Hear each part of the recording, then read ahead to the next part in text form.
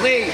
Ngayon, kung tingin mong delikado ka na, pwede ka tumenya sa pulis, tenyasan mo na lang siya, saka mo gawin yung nalalaman mo.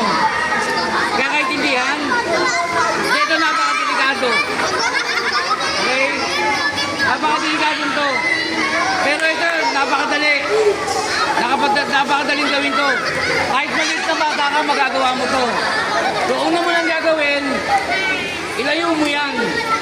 Diba? Pwede ilayo. Pwede ilayo gano'n. Kailangan makakontrol mo siya. Okay. Pangalawa, tignan yung kanan kamay ko. Control ko rito. Dito niya. Kaliwang pa ako. Tignan yung kaliwang pa ako.